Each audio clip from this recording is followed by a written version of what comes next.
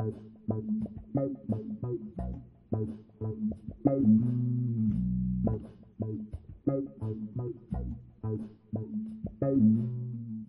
got a pretty big stack of Nintendo games.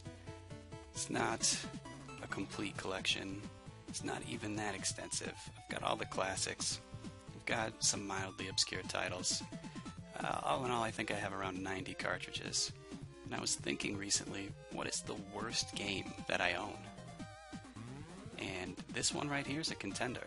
So I'm going to take a closer look at Werewolf, The Last Warrior. My copy features the remains of a sticker someone tried to remove, a barcode sticker I haven't bothered trying to remove, and the number 74, which someone wrote on there in what looks like blood.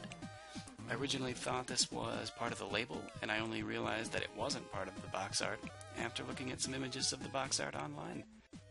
I did some extensive research on this title, and I discovered that the game was released in November of 1990 in North America, and in June of 1991 in Japan under the title Super Werewolf Chronicle Warwolf, which sounds like something someone would make up if they were trying to do a parody of Japanese game titles. It was released by Data East, who made two other titles that I own, RoboCop and Rampage. The story of the game, from what I gathered while playing it, is that Dr. Farian made some bio-monsters, which he used to imprison the entire planet. Apparently only one man can stop him, and that man, according to the cutscene, is the werewolf. Who Dr. Farian is, and what your relationship to him is never explained, nor is why you are a werewolf. Even more baffling than the story is the knife hands. When you're a guy, you have regular hands, but when you're a wolf, you have fucking prosthetic machetes for hands? That's not how werewolves work. Besides the weird knife hands, there are two other things on this box art of note.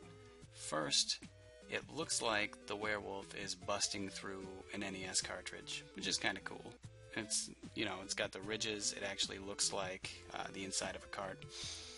And the second thing is there is a free comic book inside, which obviously I do not have. I'm sure that comic book explains the story a lot more than the 15-second cutscene at the beginning of the game. Per Wikipedia, the game doesn't take place on Earth, but on a colony planet known as Red Earth, which I assume would be Mars. It also says that Dr. Farian went into a cave and awoke an ancient evil, which turned him evil, leading him to create the evil mutants, which have imprisoned everyone. Now, Wikipedia also fails to mention any details about how you became a werewolf, but they do say your name is Ken, and that when you're a werewolf, you're known as Warwolf. So let's talk about the actual game. Overall, the presentation of the game is good. If you're watching somebody play it, you might even think this is a good game. The music in this game is also remarkably good, specifically with the percussion track. Just check out this sample from the game.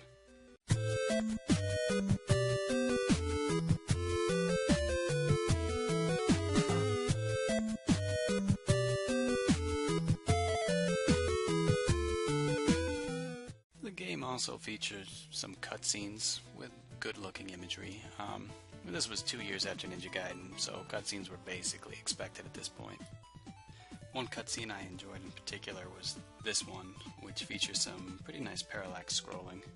There's some baffling imagery, like these "Don't Knock" signs that are distributed throughout the first level. I think maybe this is some sort of mistranslation, but I can't be sure.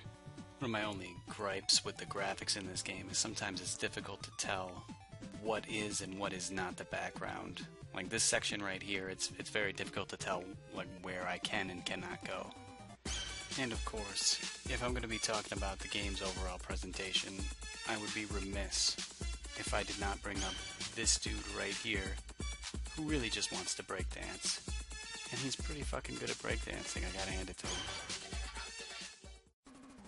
So far, this doesn't sound too bad, does it? Well, now it's time to talk about the gameplay, which is where this game completely falls apart.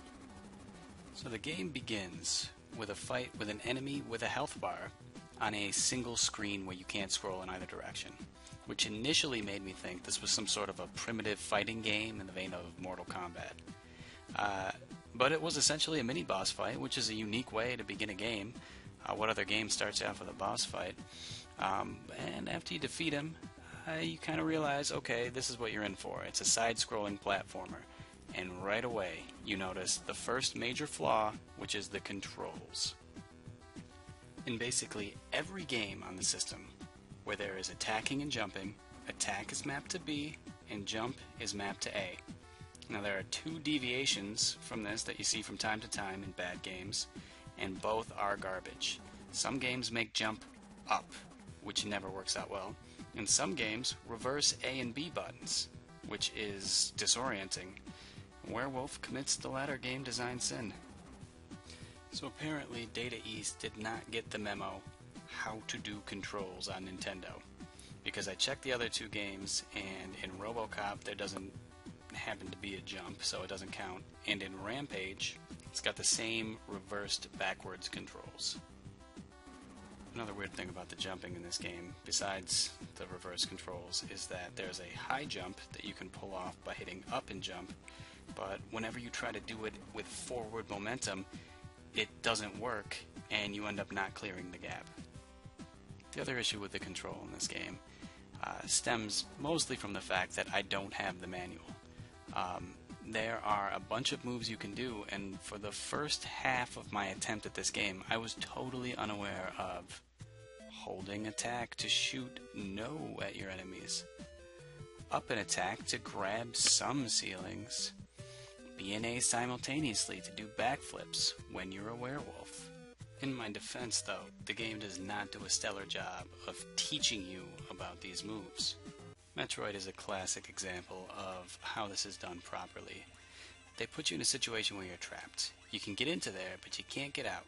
Your natural reaction is to try to duck, but it doesn't work.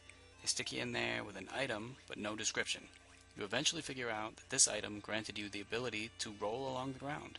The game taught you how to play. Not so in Werewolf. So Metroid puts you in a situation where you're basically stuck, but you have all the time in the world to figure it out. That's not what's happening here. You can get across this pit using the ceiling grab, but it's very difficult to pull off, and you've got these goddamn bats constantly hitting you and constantly respawning. Now, you can try over and over again to pull off the ceiling grab, but, you can just take damage and go across the pit. So the game doesn't incentivize learning how to do this move. And also, they give you a free health refill immediately after the pit, leading me to believe that you were supposed to take damage in the pit. I probably would have never learned how to do the ceiling grab unless I looked up the controls online, which I had to do because this electricity right here will kill you. This is a roadblock. You cannot get through here even with full health. The electricity will kill you. And I tried everything. I tried deactivating it, I tried going around, I tried attacking it. But I just could not figure out how to do it. So it turns out that when you're a werewolf, you hit B and A at the same time, you do a backflip, during which you're invincible. So you're supposed to backflip through this, but I didn't know that. And one last thing about these backflips that's annoying is the screen will not scroll with you while backflipping. So you have to stop backflipping, walk forward normally, usually taking damage, and then resume backflipping. So the game has a pretty esoteric moveset, and without a manual, you're kind of boned. So imagine you rented this in the 90s. It's unlikely it would have came with a manual, and there was no internet. So you probably would have spent the whole weekend dying in this part over and over again, and then you probably would have never rented this piece of shit again. Now, another main problem with this game is the inconsistency. Now, sometimes you can scroll back to the left, other times you can't. Like this part right here. See how I'm going over here? Well, if I go just slightly too far to the right, I can no longer scroll back. It's like the game suddenly is placing invisible walls behind you. Yeah, watch. So I've gone slightly too far to the left and now I can't scroll back. See? And if I go up here, suddenly this whole area over here is deactivated. And another inconsistency is the ceiling grab only works in certain areas, and there is no indication of where it does and does not work. So if you manage to pull it off, you're eventually going to discover that you can no longer continue with your slothing along the ceiling because there's an invisible wall there. Here's another dumb thing. These guys have guns which you can pick up and use, but it's pointless because it's a single shot, there's no on-screen indication that you're holding the gun, you can't deselect it, and you're probably just going to end up shooting the very next guy you see, which is going to be one of these guys. And sometimes, you get the gun, you shoot it, and it goes right through a guy without even hurting him.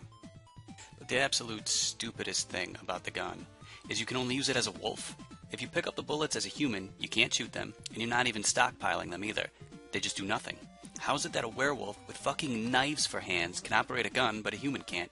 The guys who are shooting them at me are humans, and they're using the gun. It's nonsense. Another game mechanic that this game tries to implement, and does somewhat poorly, is the wall grab. For examples of this done right, see Ninja Gaiden and Batman. So the problem here with the wall grab is it seems to grab the wall whether you want it to or not. And sometimes it can be difficult to get off of the wall. And sometimes you'll get stuck trying to get an item and you're just constantly getting stuck on the wall. If you find yourself in a gap that is 1 unit wide, you're gonna get stuck with the wall grab. Ladders are also a huge pain in the ass in this game because you can't get on or off of them midway through.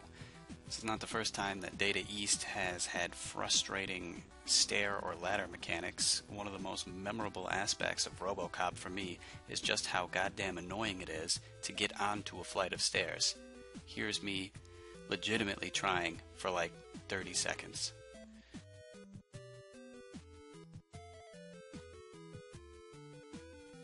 Another issue is the time limit in this game.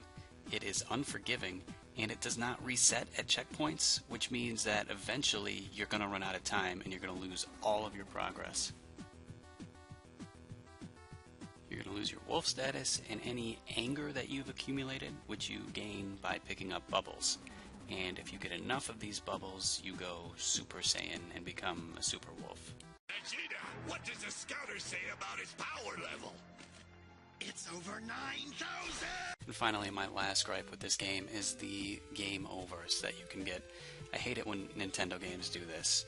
You don't have unlimited continues, and if you get a game over, you have to start again at the beginning. So if you get to a difficult part that takes 20 minutes to get to, you only have a few chances to figure out what to do before you have to repeat the entire game leading up to that part again.